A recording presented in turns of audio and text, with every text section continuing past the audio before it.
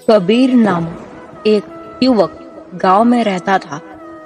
वह बचपन से ही अत्यंत बुद्धिमान और उत्कृष्ट अदृश्य गुणों के धनी थे, लेकिन उसका व्यक्तित्वगत जीवन कठिनाइयों से भरा हुआ था।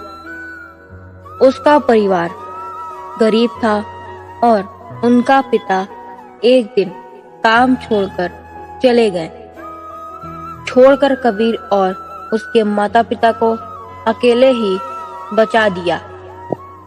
कबीर के जीवन में बहुत सारी मुश्किलें थीं, लेकिन उसमें एक बड़ी सी आत्मविश्वास और अकेले होने का सहारा था।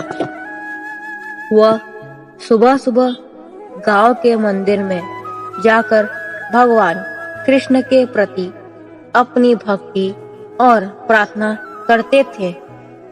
यह रुचि उन्हें खुद को साकार करने में मदद करती थी और उनका मार्ग खुद ही प्रकट हो रहा था। एक दिन कबीर गांव के गुरुजी के पास गए और उनसे ज्ञान प्राप्त करने की इच्छा जताई। गुरुजी ने कबीर को कुछ अमूल्य सीख दिया और कहा, कबीर, ज्ञान से पढ़कर नहीं आता, वह अनुभव से भी प्राप्त होता है। तुम्हें अपने अंदर के ज्ञान को जानने के लिए अपने व्यक्तिगत अनुभवों का सहारा लेना होगा। कबीर गुरुजी के उपदेश को मानकर वापस गांव लौटे और अपने जीवन को एक नए दृष्टिकोण से देखने लगे। उसने समझा कि अगर वह अपनी योग्यताओं का सही रूप से उपयोग कर सकता है, तो उसे अपने जीवन का रुख बदल सकता है। कबीर ने गांव के बच्चों को मुफ्त में पढ़ाना शुरू कर दिया था और उन्हें विज्ञान, गणित और साहित्य के माध्यम से शिक्षा दी।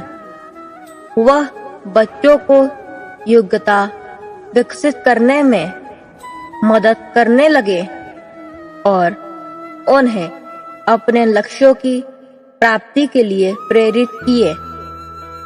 कुछ साल बाद कबीर के प्रयासों ने गांव को एक नया दिशा देने में सफलता प्राप्त की। उसने अपनी उम्र के कुछ साल लगभग समर्पित कर दिए थे और अपने गांव को शिक्षा और उन्नति की दिशा में अग्रसर किया। इस कहानी से हमें यह सीखने को मिलता है कि अकेले होने पर भी अगर हम अपने आत्मविश्वास को बनाए रखते हैं और अपनी योग्यताओं का सही तरीके से उपयोग करते हैं, तो हम किसी भी मुश्किल को पार कर